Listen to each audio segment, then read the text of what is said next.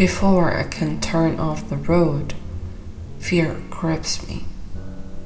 Shivers run under my warm jumper. As a polar silence and the sensation of a creature or a person breathing on me, as if I fall into the abyss of such grim events. At that moment, all memories flowed in the front of you. Each moment lived as if it screams the wood from now on you will not live those events again. Waking up every morning to birdsong, I never imagined that I would wake up screaming and crying one day. These nightmares are real. Sometimes you forget you exist, sinking into an endless stream of thoughts. Good evening, Matt. How are you feeling? You will take a different medication today. It's much more effective. He came up again. Who, Mac? I don't know. It was as if I paralyzed by fear again, and I could barely breathe as I continued to speak. It's a creature or a person. Every moment I can only hear its breath and feel a sharp pain in my body as if a knife had pierced me, but the wound still continues to bleed, and I can't stop it. It was a dream. No need to worry. Do you remember how you ended up here? It's a question I get asked every day. 2 weeks later, my loving family has seen fit to keep me here. Ward 44, Psychiatric Hospital number 4. They pretended to be concerned about my condition. They just want the government payments they get for keeping me here.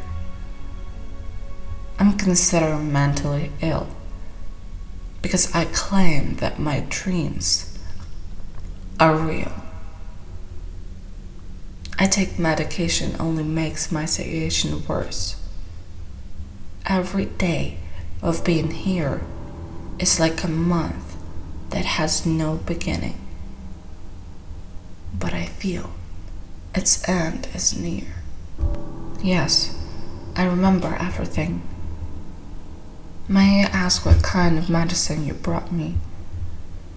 They are much more effective. I have heard that before. I would like to listen to their composition and what effect they have on the body. We do not distribute this information. I have right to know. Your treatment is going nowhere. Maybe I'm just taking vitamins and there is no reason for me to stay here. You need more rest, Mike. Don't worry. I only spend my day in my room, and only on weekends you let me go outside. I get enough rest. So what's in the new medication? Mike, you have to trust us. Our clinic has been in operation for 20 years. We've never had a single complaint from a patient. An actor in a burned-out theater.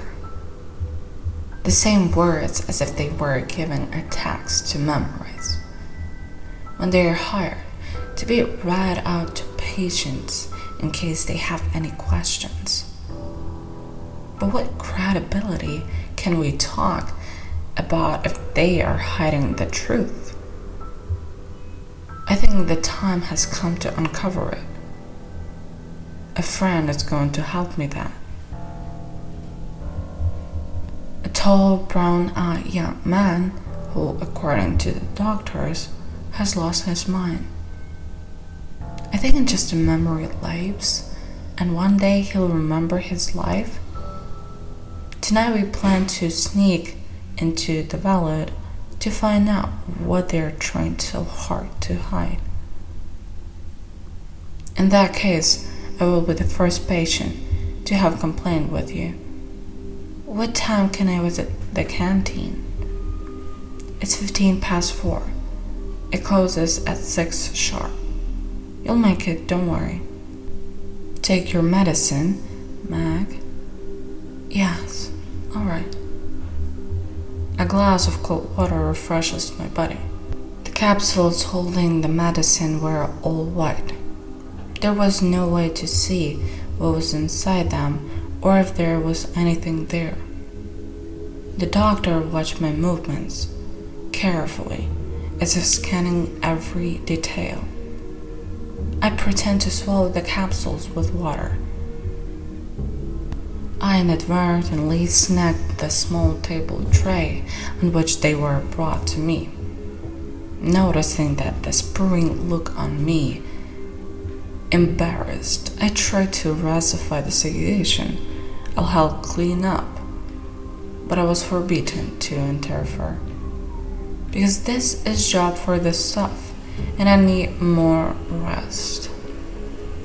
The situation played into my hands. Not suspecting my fraud, the doctor left, pretending to be upset by my behavior. Having gathered my thoughts and gathered all the necessary supplies, I went to the canteen. It was here that I was to meet my friend.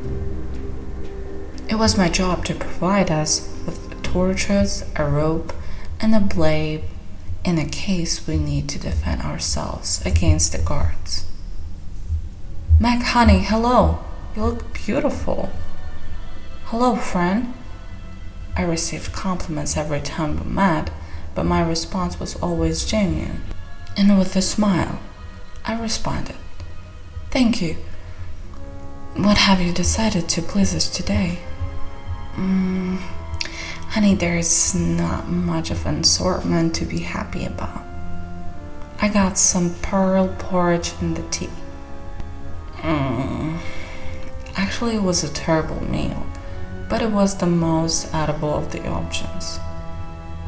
Shall we sit away from the others? I second that. I think we have a lot to talk about. There was indeed much to talk about.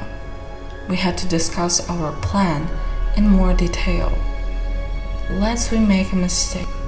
Mac, here's the good news. I've heard from other patients they've got a new employee at the clinic. She doesn't know all her colleagues yet. They've decided to give her a friendly welcome and put her on a first day valet duty. I have an idea. I could get us some white coats, and we could enter the valet as workers. How do you feel about that? It's a big risk, but I think we could try it if it's real and she hasn't had time to read the patient list. What if it doesn't go according to plan? In that case, we'll improvise. Alright then, we'll start at 8. Meet me at the front door of my room. It's closer to the valet. Done.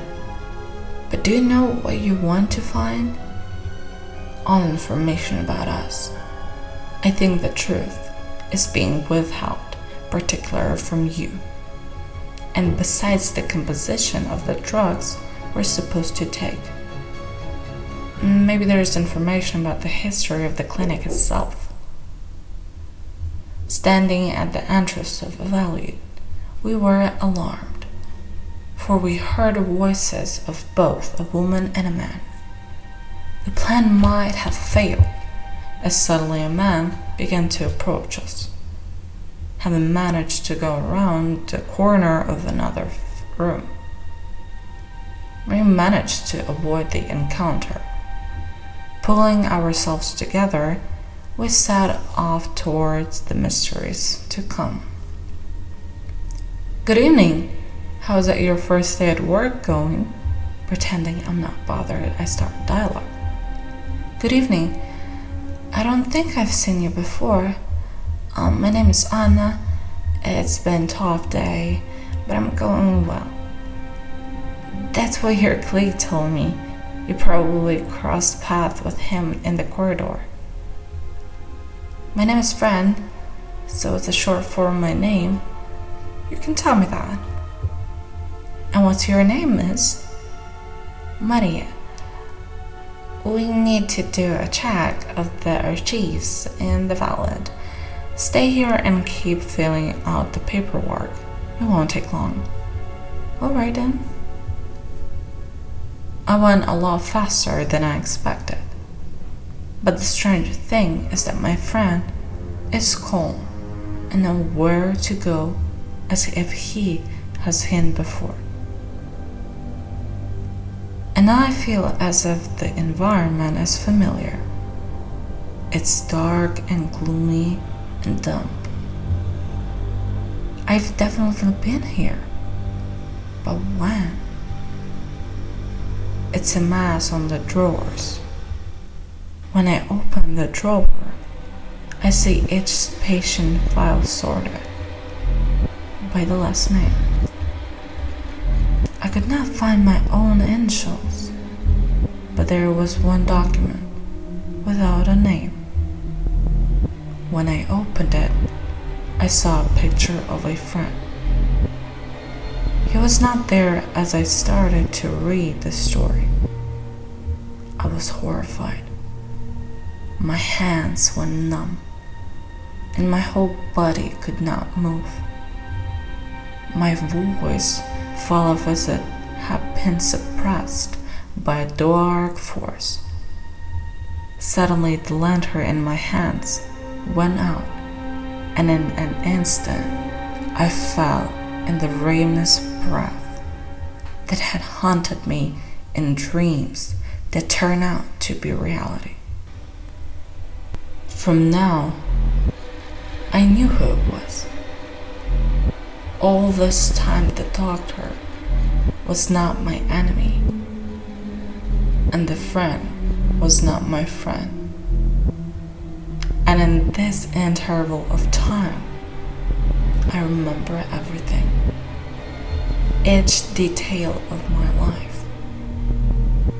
The one I kept calling friend turned out to be my brother.